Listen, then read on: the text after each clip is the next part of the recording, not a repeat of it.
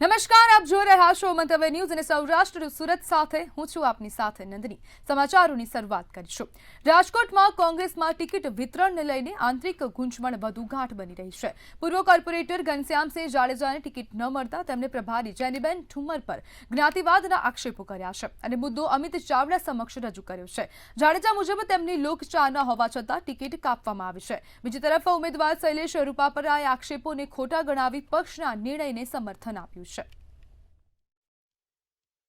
ના એટલે હવે આ હું એવું કહું કે પ્રભારી છે એને ખરેખર વિસ્તારમાં 5 આગેવાનોને પૂછવું જોઈએ કે આ વોર્ડમાં 17 નંબર વોર્ડમાં કોણ કામ કરે છે અને કોને યોગ્ય ટિકિટ દેવી જોઈએ। એ આપણા પ્રભારી જેનીબેન ઠુમ્મરની ભૂલ જ છે અને અમિતભાઈ ચાવડાને મેં ધ્યાન ઉપર મેળ્યું કે આ જેનીબેન ઠુમ્મર છે એ જ્ઞાતિવાદ ઉપર સાવ હાલે છે। તો જ્ઞાતિવાદ ખરેખર આ રાજકારણમાં ન હોવો જોઈએ। એ પછી જ્ઞાતિવાદ જો ચાલુ કર્યો હોય ને એ પ્યોર જ્ઞાતિવાદ છે। વોર્ડ નંબર 6 માં અમારા ઉમેદવારને ટિકિટ દેવાનો છે, વોર્ડ નંબર 13 માં અમારો ઉમેદવાર આવે છે, વોર્ડ નંબર 16 માં આવે અમારે સમાજને નથી દીધો। તેમાં જેનીબેનનો આક્ષેપ કેવો જ્ઞાતિ સમીકરણનો કે કોઈ વસ્તુનો? હાલો મને કહો તમે કે જ્ઞાતિ સમીકરણનો નિર્ણય ક્યાં થયો? જેનીબેને જે નિર્ણય લીધો તે તો પ્રદેશના નેતાને સાથે બેસી નિર્ણય લીધો। રાજકોટ શહેરમાં કોંગ્રેસમાં આંતરિક જૂથવાદ ચરમસીમાએ પહોંચ્યો છે। પૂર્વ કોર્પોરેટર ઘનશ્યામસિંહ જાડેજાને ટિકિટ ન મળતા સમર્થકોમાં ભારે રોષ છે। રંગીલા હનુમાનજી ગ્રુપ દ્વારા સૂત્રોચ્ચાર સાથે વિરોધ પ્રદર્શન કરવામાં આવ્યું હતું, જેમાં મહિલાઓ પણ મોટી સંખ્યામાં જોડાઈ હાઈકમાન્ડ સામે નારાજગી વ્યક્ત કરી હતી। સ્થાનિકોમાં પણ આ મુદ્દે ચર્ચાઓ તેજ બની છે। વોર્ડ નંબર 17માં ભાજપનું શાસન હોવા છતાં જાડેજાને ટિકિટ આપવાની માંગ ઉઠી રહી છે।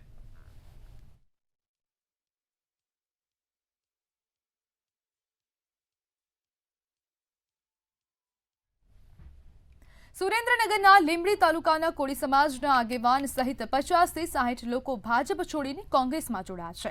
ભાજપનો ખેસ ઉતારી કોંગ્રેસમાં જોડાતા જિલ્લા કોંગ્રેસ પ્રમુખ નૌશાદ સોલંકીએ કોંગ્રેસનો ખેસ પહેરાવી સ્વાગત કર્યું હતું। મોટા ટીબલાના તેજાભાઈ મેટાલિયા સહિત અંદાજે 60 લોકો ભાજપ છોડીને કોંગ્રેસમાં જોડાતા લીંબડી તાલુકા ભાજપમાં ભંગાણ સર્જાયું છે।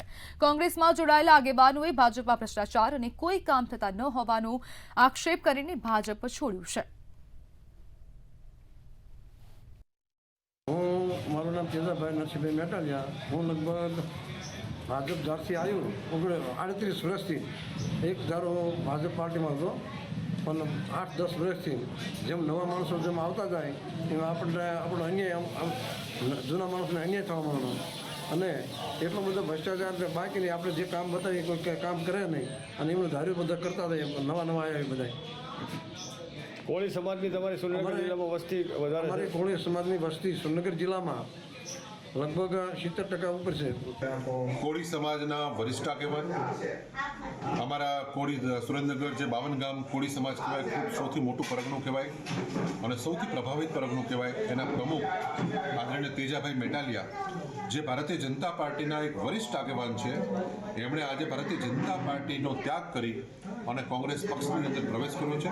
હાલ સ્થાનિક સ્વરાજ્યની ચૂંટણીઓ ચાલી રહી છે અને જ્યારે ભારતીય જનતા પાર્ટી ઘમંડમાં નશામાં ચકનાચૂર છે અને અન્યાય અત્યાચારનું શાસન ચલાવી રહ્યું છે, વિરોધીઓનો અવાજ દબાવી રહ્યો છે, આવા સંજોગોની અંદર ભારતીય જનતા પાર્ટી છોડી અને કોંગ્રેસમાં જોડાવી બહુ મોટી ઘટના ગણાય। સ્થાનિક સ્વરાજ્યની ચૂંટણી પહેલા અમરેલી જિલ્લામાં રાજકીય માહોલ ગરમાવશે। ભાજપના પીઠ આગેવાન રાણા રાદડિયા કોંગ્રેસમાં જોડાયા છે। રાણા રાદડિયાએ ભાજપ છોડીને કોંગ્રેસમાં વિધિવત પ્રવેશ કર્યો છે। 2 દિવસ પહેલા પત્ની હેમાક્ષીબેન સાથે ભાજપમાંથી રાજીનામું આપ્યું હતું। ભાજપમાં અન્યાય થતો હોવાની લાગણી વ્યક્ત કરી નિર્ણય લીધો હોવાનું સામે આવ્યું છે।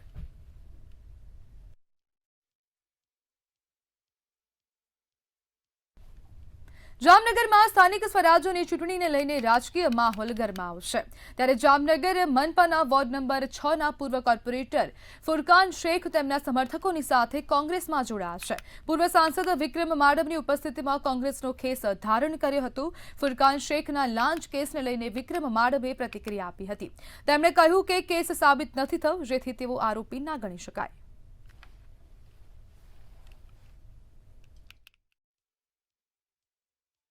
અને હું વર્ષોથી આંબેડકરવાદી વિચારધારાથી પ્રેરિત છું અને આંબેડકરવાદી વિચારધારા એ મને કોંગ્રેસ પાર્ટીમાં જ મળી શકે।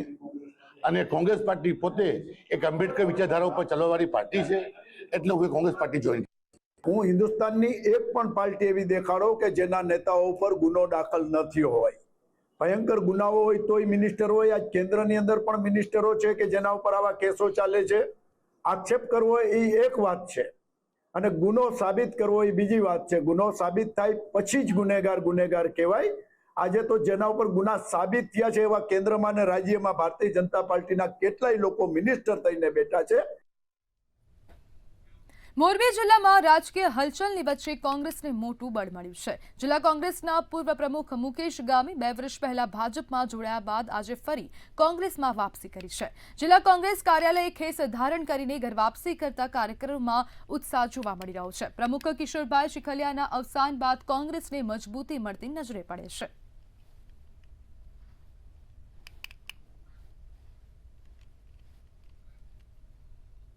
જૂનાગઢમાં વિસાવદરના ધારાસભ્ય ગોપાલ ઇટાલિયા વિરુદ્ધ મહેસાણા કોર્ટ દ્વારા બિનજામીન વોરંટ જારી થતા રાજકારણ ગરમાયું હતું. પોલીસને ગેરમાર્ગે દોરવાના આક્ષેપ વચ્ચે ઇટાલિયાએ આ કાર્યવાહીને પૂર્વ આયોજિત કાવતરું ગણાવ્યું હતું. તેમણે સ્થાનિક સ્વરાજ્યની ચૂંટણીને ધ્યાનમાં રાખીને ભાજપ પર રાજકીય દબાણનો આરોપ લગાવ્યો હતો. હવે મામલો કાનૂની લડત તરફ વળ્યો છે અને આગામી દિવસોમાં વધુ ગરમાવો જોવા મળી શકે છે. લોકોને જાણ થઈ કે ભાઈ ભાજપ પાર્ટી આટલી હલકી કક્ષાએ ઉતરી ગઈ છે, ત્યારે એમણે અડધી રાત્રે મારો એક નકલી ઓડિયો મૂક્યો.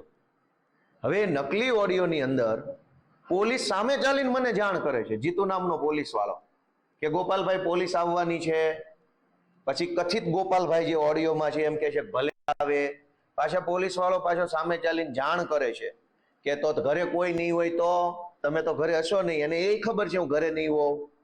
પછી પાછો મને કાયદા શીખવાડે છે કે નિયમ આવ્યો છે, નિયમમાં ફોટા પાડવાના છે. જાણે અમે તો ચંદ્રગ્રહ ઉપર રહીએ છીએ, અમને ખબર જ નથી કયા ફોટા પાડવાના છે.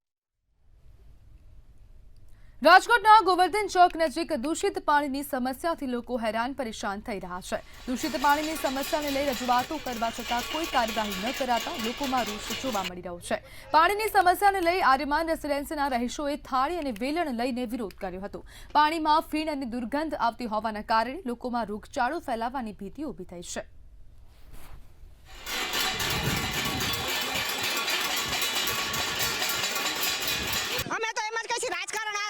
એને એમ કીધું કે બંધ કરો. શેના માટે અમે અમારી અસલિયત રહી સામે લેવાના છે કે કોર્પોરેટર અમારું કામ નથી કરતા.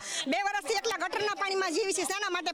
પૂરો વેરો ભરીએ છીએ અમે, તો શેના માટે અમે આવું કરીએ? છેલ્લા 2.5 વર્ષથી આ લડાઈ લડી રહ્યા છે. અને આમ ફક્ત ઈગલ અને આર્યમાન નહીં, પણ અમારા વોર્ડ નંબર 12માં 25% વિસ્તાર ગંદા પાણીની સમસ્યાથી પીડાઈ રહ્યો છે. એક પણ જગ્યાએ લેવલવાળા નથી રોડ, નથી લેવલવાળી ડ્રેનેજો. એના લીધે ડ્રેનેજો ભરાયેલી રહે છે અને બોરના પાણીમાં ગંદા પાણી ભળી જાય છે. અનેકવિધ આરોગ્યની સમસ્યાઓ છે.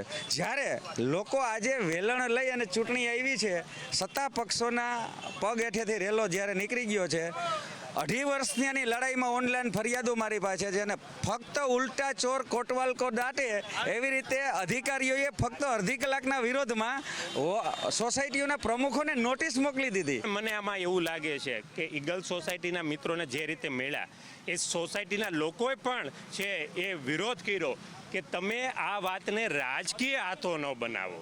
જે રીતે કોંગ્રેસ ઇન્વોલ્વ થઈ છે, પાણીનો પ્રશ્ન છે એ અમારી નૈતિક જવાબદારી છે, અમારી સોલ્યુશન લેવું જોઈએ. પણ એમાં કોર્પોરેશનનું ઇન્વોલ્વમેન્ટ ડાયરેક્ટ, એટલે કે કોર્પોરેશનની ગટરો સાફ જે નિયમિત કરીએ છીએ, વ્યક્તિગત જે કુંડીઓ ખરાબ છે પોતાના મકાનની, એ પાણી છે એ બોરમાં ક્યાંક ભળે છે અને એને લઈને પાણી ખરાબ આવે છે. છતાં પણ અત્યારે અધિકારીઓને એ સોસાયટીમાં બોલાવેલા છે. હું પણ છે એ આર્યમાન સોસાયટીમાં જાઉં છું ને આ કોઈ વિષયને રાજકીય બાબતથી નહીં. રાજકોટ મનપામાં ગેરકાયદેસર બાંધકામ સામેની કાર્યવાહી અચાનક રોકાઈ જતા શંકાના વાદળો ઘેરાયા હતા. ડિમોલિશન શેડ્યુલ રહસ્યમય રીતે ગાયબ થતા તંત્રની પારદર્શિતા પર સવાલો ઊભા થયા હતા. ટીઆરપી ગેમ ઝોન ઘટના બાદ શરૂ થયેલી કડક કાર્યવાહી હવે અટકી ગઈ હોવાનું જણાઈ રહ્યું છે. આરોપ પ્રત્યારોપ વચ્ચે શહેરમાં ફરી એકવાર તંત્રની જવાબદારી અંગે માંગ ઉઠી છે.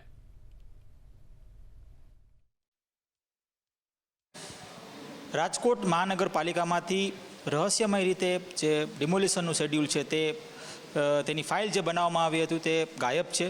ચોક્કસથી જે અધિકારીઓ છે, જે પદાધિકારીઓ છે, તેની સાંઠગાંઠના કારણે આ ફાઇલ ગાયબ થઈ છે. આ પ્રકારનું જે પ્રાથમિક તારણ છે તે આવી રહ્યું છે. ત્યારે આ મામલે શહેર કોંગ્રેસ પ્રમુખ રાજદીપસિંહ જાડેજા છે, એમની સાથે જ વાત કરીશું. શું કહેશો? ખાસ તો જે ડેમોલેશનનું જે શેડ્યુલ તૈયાર કરવામાં આવ્યું હતું, જેમાં 2000થી વધુ નોટિસો છે તે ફાઇલમાં હતી, અચાનકથી તે છે, શું કહેશો? પહેલાં તો ખાસ કરીને નાના માણસોને હેરાન કરવાનું કામ ભારતીય જનતા પાર્ટી દ્વારા થતું હોય છે. ક્યાંય ને ક્યાંય જગ્યાઓ ખાલી કરીને બિલ્ડરોને વેચી મારવી, ભારતીય જનતા પાર્ટીના સંગઠનના અથવા સત્તાધીશો ક્યાંક પાછલા દરવાજેથી એમાં ભાગીદારી હોય છે અને ગરીબ માણસોને હેરાન કરવાનું કામ 50 વર્ષથી 60 વર્ષથી રહેતા લોકોને દબાણની આવી અલગ અલગ જગ્યાએ દબાણો થયા હોય ત્યાં દૂર કરવા માટે ક્યાંક ને ક્યાંક થયા છે ને ક્યાંક નથી થયા. પણ જ્યારે ચૂંટણી આવે ત્યારે જે વર્ષોથી આખા રાજકોટની અંદર ટોટલ 44 મફતિયાપરા છે આખા રાજકોટમાં, તો જ્યારે ઇલેક્શન આવે જાગે નોટિસ આપે, જેવી ચૂંટણીની જાહેરાત થઈ જાય એટલે ક્યાંય ને ક્યાંય માણસોને ડરાવવાનું કામ આ ભારતીય જનતા પાર્ટીના ભ્રષ્ટાચારી લોકો કરે છે. લોકોને કીધું હશે કે તમારે ભારતીય જનતા પાર્ટી ભેગું રહેવાનું છે ને કે ડિમોલેશન થશે. આવી વાતના કારણે ક્યાંય કોઈ વસ્તુ સરકારી તંત્રમાંથી ગુમ ન થાય, પણ આવી વ્યાપક ફરિયાદો સમગ્ર રાજકોટમાંથી 45 મફતિયાપરામાંથી કોંગ્રેસને પણ મળેલી છે. ટીઆરપી ગેમ ઝોન બાદ તેની અમલવારી થવાની હતી તેવી પ્રતિક્રિયાઓ અધિકારીઓ પણ આપતા હતા. કમિશનર દ્વારા પણ તે સમયના આપવામાં આવી હતી. શું કહેશો? હજી સુધી તેની જે અમલવારી છે તે નથી થઈ. અમલવારી થવાનો પ્રશ્ન એટલા માટે ન આવે ધ્રુવભાઈ કે ચોથી જાગીર પણ જાણે છે કે ભારતીય જનતા પાર્ટીના શાસનમાં રાજકોટમાં જે ટીઆરપી ગેમ ઝોન થયો એમાં રાજકોટના નાગરિકોના ઘણા લોકોના મૃત્યુ થયા. એ ત્યાં પછી જે કાર્યવાહી કરવી જોઈએ એ લોકોએ નથી કરી અને અધિકારીઓને મોરો બનાવી અને અધિકારીઓના નામ આગળ કરી અને જે મગરમચ્છો હતા ભારતીય જનતા પાર્ટીના કે જે આ અધિકારીને તાકાત આપતા હતા કે અમે સત્તામાં બેઠા છીએ, તમારો વાળ વાંકો નહીં થાય, કરો. પણ જે નગરસેવકો સાથે જોડાયેલા જે બિલ્ડરો છે અથવા તો બીજા કોઈ વેપારીઓ છે તેમની ફાઇલ ક્યાંક ને ક્યાંક ગાયબ થઈ છે તેવી સ્પષ્ટ ક્યાંક ને ક્યાંક કોંગ્રેસ દ્વારા હાલ અત્યારે કહેવામાં આવી રહ્યું છે. ત્યારે ચોક્કસથી આગામી સમયમાં તે ફાઇલ ન મળે તો નવાઈ નહીં એવી પણ પ્રતિક્રિયાઓ હાલ મળી રહી છે. કેમેરા પર્સન લલિત વ્યાસ સાથે ધ્રુવ કુંડેલ, રાજકોટ. જૂનાગઢ જિલ્લાના માંગરોળ ગેડ પંથકમાં ગેરકાયદેસર માટી ખનન અને વેચાણના આક્ષેપો ઉઠતા ચકચાર મચી ગઈ છે. તાલુકાના બગસરા ગેડ સહિત વિસ્તારોમાં ખુલ્લેઆમ માટી ખનન થઈ રહી હોવાની સ્થાનિકોએ ફરિયાદો કરી છે. વાયરલ થયેલા વિડીયોમાં માટીથી ભરેલા વાહનો બિનપરવાનગી દોડતા દેખાતા હોવાનો દાવો કરાઈ રહ્યો છે. જો કે આ વિડીયોની સ્વતંત્ર પુષ્ટિ હજુ થઈ નથી. પ્રાથમિક માહિતી મુજબ વિડીયો બગસરા ગેડ વિસ્તારનો હોવાનું કહેવામાં આવે છે.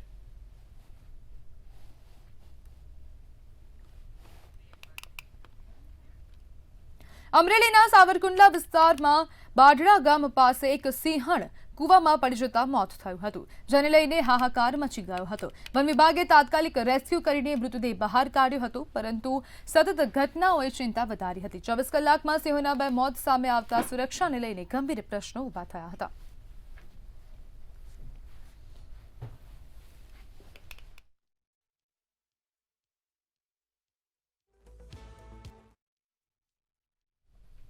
સુરેન્દ્રનગરમાં નાયબ મામલતદાર ચંદ્રસિંહ મૌર્ય વિરુદ્ધ અપ્રમાણસર મિલકતનું મોટી કૌભાંડ બહાર આવ્યું હતું. આવક કરતાં વધુ 1.22 કરોડની મિલકત હોવાના આક્ષેપ બાદ એસીબીએ ગુનો નોંધ્યો હતો. ભ્રષ્ટાચાર વિરોધી કાર્યવાહીમાં તંત્ર સક્રિય બનતા સરકારી વર્તુળોમાં હલચલ મચી હતી. હવે તપાસ આગળ વધતા વધુ ખુલાસા થવાની શક્યતા છે.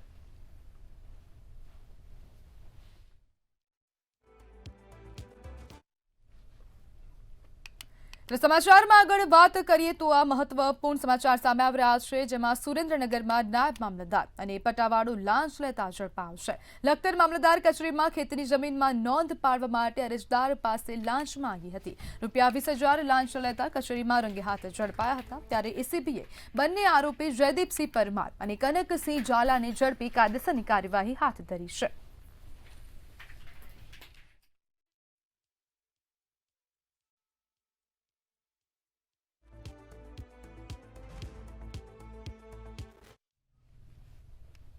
રાજકોટ વીરપુરમાં લોભામણી બચત સ્કીમોના નામે ગ્રાહકો સાથે છેતરપિંડી કરનાર ગેંગનો ભાંડા ફૂટ્યો છે.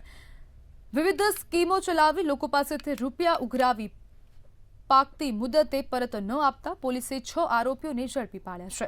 આરોપીઓએ જય જલારામ માર્કેટિંગના નામે પોન્ઝી સ્કીમ ચલાવી, જેમાં દર મહિને રૂપિયા 1000ના હપ્તા ભરી 40 મહિના બાદ 50,000 રૂપિયા કે મોટરસાયકલ આપવાની લાલચ અપાતી હતી. ઉપરાંત જલારામ બચત સહકારી મંડીના નામે 6% વ્યાજની સ્કીમો પણ ચલાવવામાં આવી હતી. આશરે 7.5 લાખ રૂપિયાની છેતરપિંડીની ફરિયાદના આધારે પોલીસે આરોપીઓ સામે ગુનો નોંધી કાયદેસરની કાર્યવાહી હાથ ધરી છે.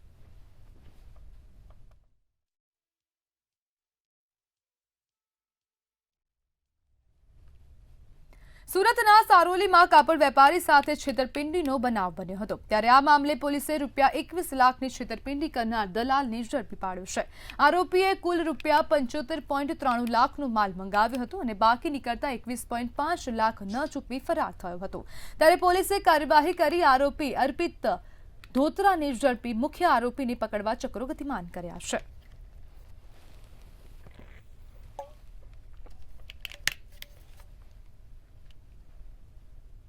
સુરત શહેર પોલીસને મોટી સફળતા મળી છે. ઓપરેશન મુસ્કાન હેઠળ 4 વર્ષની અપહરણ બાળકીનું 84 કલાકમાં રેસ્ક્યુ કરવામાં આવ્યું છે. છાપરા ભાટાથી બાળકીને ઉઠાવી જનાર આરોપી પપ્પુ ખડિયાની અમદાવાદના નારોલથી ધરપકડ કરવામાં આવી છે. જાગૃત નાગરિકની બાતમીના આધારે આરોપી પકડાયો છે. ક્રાઇમ બ્રાન્ચ અને પોલીસના 110થી વધુ જવાનો આ તપાસમાં જોડાયા હતા અને સતત તપાસ કરી બાળકીને સહી સલામત મુક્ત કરાવવામાં આવી હતી.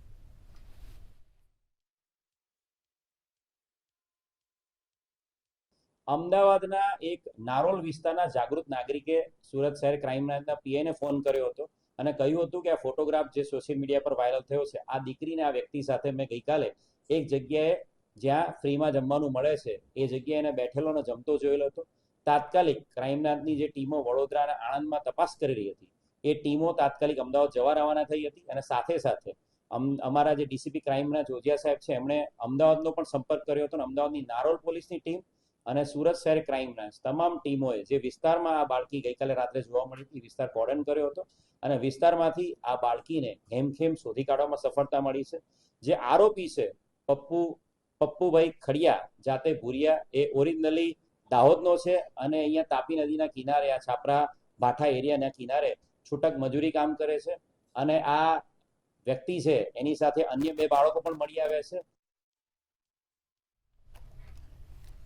જૂનાગઢના કેશોદમાં ધોળા દિવસે ચોરીની ઘટના બની હતી. બાઇકના સાઇડમાં લટકાવેલ થેલામાંથી ચોરી કરવામાં આવી હતી. થેલામાંથી 1.70 લાખની ચોરી કરી આરોપી ફરાર થયો હતો. બેંકમાંથી પૈસા કાઢી સોડા પીવા જતા ઘટના બની હતી. ત્યારે આ મામલે ફરિયાદી બલભદ્રસિંહ રાયજાદાએ ફરિયાદ નોંધાવતા પોલીસે અજાણ્યા ઇસમ સામે ગુનો નોંધી તપાસ હાથ ધરી છે. સેલે આંતરરાષ્ટ્રીય ફ્રોડ આચરતી ગેંગના 2 સાગરીતોની ધરપકડ કરી છે. પોલીસે દુબઈથી સંચાલિત કુખ્યાત મિલન દરજી ગેંગના 2 સાગરીતોને ઝડપી પાડ્યા છે. બંને આરોપીઓ પોલીસ નજરથી નાસ્તા ફરતા હતા. બાતમીના આધારે પોલીસે બંને આરોપીઓને વરાછાથી ઝડપી પાડ્યા છે. ફરાર આરોપીઓ સામે ગુનો નોંધી વધુ તપાસ હાથ ધરાઈ છે. અમે લોકોને બાતમી મળી કે છેલ્લા 1 વર્ષથી એ લોકો સુરતમાં હતા અને અમે લોકો એમને શોધવાનો પ્રયાસ કરતા હતા. પછી ગઈકાલે ખબર પડી કે એ લોકોએ કંઈક ટેક્સટાઇલની ખાતામાં નોકરી લઈ લીધી છે અને વરાછા ખાતેથી એમની ધરપકડ કરવામાં બંનેની અગાઉ 17 આરોપી પકડાઈ ચૂક્યા છે અને હવે આ બેને આપણે સમાવેશ કરીએ તો ટોટલ 19 આરોપીઓ થઈ જશે.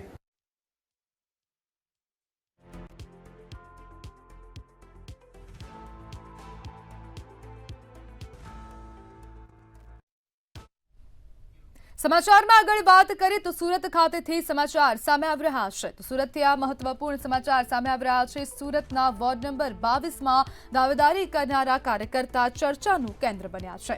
વસંત ખેતાન નામના કાર્યકર્તાનું ફોર્મ સમગ્ર શહેરમાં ચર્ચિત બન્યું છે, જેમાં વસંત ખેતાન નામનો કાર્યકર્તા 25 વર્ષથી ભાજપ સાથે જોડાયેલો છે. જેમાં ફોર્મમાં વસંત ખેતાને લખ્યું, ખુરશીઓ લગાવી ટેબલ લગાવ્યા.